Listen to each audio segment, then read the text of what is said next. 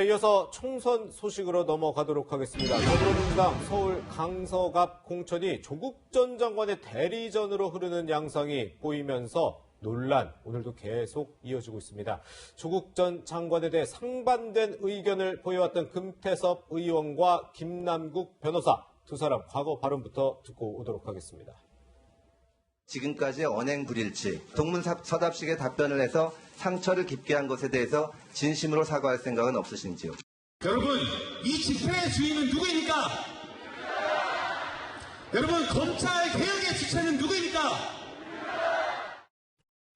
네, 지금 이렇게 상반된 의견을 보였던 두 사람인데 서울 강서갑 공천을 두고 민주당 논란이 한창 이어지고 있습니다. 변호사님, 보니까 어제 김남국 변호사가 출마 기자회견 취소하면서 불출마로 가나 했더니 오늘 오전에 여러 차례 SNS 올리면서 뭐 출마 의지를 보이고 있는데 특히 이런 얘기를 했어요. 금태섭 의원에게 어제는 호구적 조국수호 프레임이다 이렇게 얘기를 했는데 오늘은 국민과 민주진보 진영 당원들은 조국수호를 검찰개혁으로 알고 이해한다. 이렇게 얘기를 해서 금태섭 의원을 정면으로 공격을 했네요. 그러니까 어제는 조국 프레임이 허구적이다 그랬다가 네. 오늘은 금태섭 의원을 향해 가지고는 조국 수호가 검찰 개혁인 게 부끄럽냐. 많은 국민과 진보 진영의 인사들은 당연하게 동일시하고 있다. 예. 지금 이런 페이스북을 올렸더라고요. 네. 그럼 그 중간에 누구의 말을 들었거나 본인이 생각이 바뀌었을 텐데 네. 그 바뀌게 된 경위가 뭔지 궁금하고요. 예. 일단 그다음에 우리가 왜 내가 스스로 나한테 불리한 말을 하는 경우에 뭐 자살골을 넣는다, 뭐 무슨 폭한다, 시쳇말로 그런 얘기를 쓰기도 하거든요. 예. 저는 사실 오늘 페이스북에 올린 내용을 보면은 그거나 마찬가지라고 봅니다. 예. 조국 수호가 검찰 개혁이라고요? 그러면은 그 조국 수사 국면에서 심야 조사 폐지를 하고 포토라인 없애고 다 그게 조국을 위한 것이었음을 인정하는 거고 지금 검찰 개혁이라는 이름으로 정부에서 추진하고 있는 것들 뭐 수사권 기소권의 분리라든지 아니면 공소장 공개 이런 것들이 결국은 특정 누군가를 위한 정책임을 스스로 자인한 거나 다름없지 않나 그런 생각이 들고 네. 그다음에 검찰 개혁이라는 거는 상당히 전문적이고 거시적인 주제거든요. 네. 제대로 논하기 위해서는 수십 년간 뭔가 체화된 내공이 있어야지 뭔가 단기간에 내가 습득한 지식을 가지고는 얘기할 수 있는 문제는 아니라고 봐요. 방송에 나와서 설명은 할 수 있지만은 정책을 입안하고 입법을 하는 국회의원은 달라야 한다고 보는데 네. 그리고 또 어떤 지식을 가지고 있고 이게 순수성을 가지고 있어야 되는데 김남국 변호사 처음에 출마 얘기하면서 언론사한테 뭐라 그랬냐면은 친문 권리당원들이 나한테 출마를 권유한다고 얘기를 했단 말이에요. 네네. 그럼 김남국 변호사를 뒤에서 누가 서포트한다는 거는 너무나 이게 당연하게 그렇게 느껴지는 부분인데 네. 그렇게 어떤 그 당 주류 세력의 서포트를 받으면서 나 여기에 대해서 공부했다. 나 검찰개혁 잘 안다. 이러면서 검찰개혁 해야 되는데 검찰개혁은 조국 수호다. 이렇게 얘기를 하면 그게 설득력이 있겠냐는 거죠. 네. 네, 그런데 어제 국회 본회의장에서 이 박광온 최고위원의 문자 메시지가 언론에 포착됐습니다. 김남국 변호사의 출마를 우려하는 메시지였는데요. 인재 영입부터 실수가 아닌가. 당의 오만함이 부른 필연적 패착 아닌지 이런 문자 메시지가 공개됐습니다. 네, 민주당 김혜영 최고위원도 이와 관련해 우려의 목소리를 냈는데요. 함께 들어보시죠. 99명이 예라고 말할 때 혼자서 아니라고 말할 수 있는 용기가 청년 정치의 핵심이라고 생각합니다. 그 99명과 같은 집단에 속해 있다면 더 큰 용기가 필요할 것입니다. 김남국 변호사님께도 스스로 정치의 영역에서 청년의 정신을 실현해 왔는지 되물어 보시기를 권해드립니다.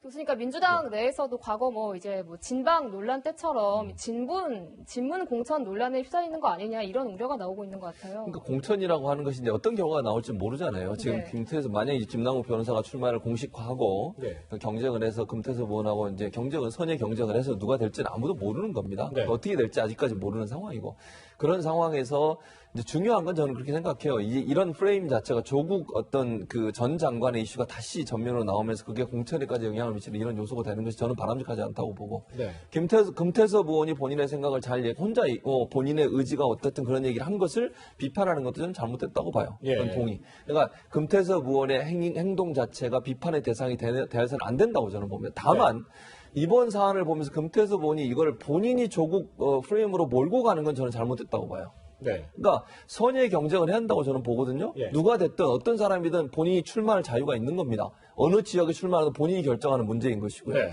그러면 선의의 경쟁을 하는 것이 금태섭 의원이 나서서 일부 언론이나 아니면 보수 진영에서 얘기하는 것처럼 이게 뭐 조국 대 반조국의 대결인 것처럼 몰아가시는 것은 네. 본인의 어떤 그 공천에는 도움이 될지 모르지만 당에는 전혀 도움이 안 돼요. 저런 네. 논리가. 그래서 이걸 이슈화하는 것은 정치적으로 보면 그 보수 진영에는 도움이 될지 모르지만 진보 진영에는 전혀 도움이 안 됩니다. 네. 그런데 이런 상황에서 금태섭이 그런 말씀을 하시는 건 저는 동의를 할 수 없어요. 그러니까 본인이 정치적으로 활동하시는 건 저는 존중하고 그분이 그렇게 행동하는 건 저는 잘했다고 봅니다. 네. 그러나 이번 이 사안을 조국 대 반조국으로 끌고 가는 것은 저는 바람직하지 않다. 그건 민주당이 절대 도움이 안 된다고 봅니다. 그러니까 그게 민주당에 도움이 안 돼요. 근데 이제 조국 대 반조국의 프레임은 금태섭 의원이 저 얘기를 해서 그런 게 아니라 네. 많은 평론가들이나 언론에서도 그렇게 볼 수밖에 없는 게 당장 김남국 변호사가 금태섭 의원님 조국 수호 검찰 개혁이 부끄럽지 않냐 지금 이렇게 물어보고 있잖아요. 네. 그럼 나는 조국 수호가 검찰 개혁이라고 생각하는데 당신은 아니라는 얘기고 당연히 조국 대 반조국 프레임인 걸 자기가 인정하는 거 아닌가요? 예, 아니, 예. 그건 먼저 김남국 변호사 얘기한 게 아니고 아까 말씀하신 일부 언론에서 그리고 보수 진영에서 그렇게 얘기가 나온 거예요. 그거에 아니, 대해서 그거를 반응을 본인도 하다 인정하는 보니까 거잖아요. 그러니까 어제는 그걸 부인하다가 오늘은 인정하는 거잖아요. 아니 반응을 하려다 보니까 본인 얘기를 하는 것이지 김남국 변호사가 그걸 얘기한 건 아니에요. 그러니까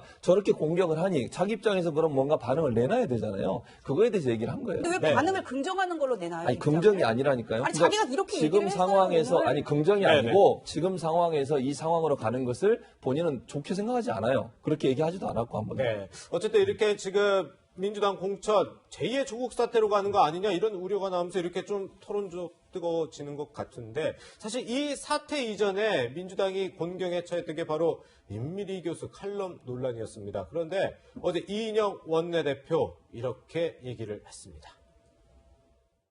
검찰개혁, 집값 안정, 그리고 최근 임미리 교수를 둘러싼 논란에 이르기까지 우리 민주당을 향했던 비판적 국민의 목소리를 외면하지 않겠습니다.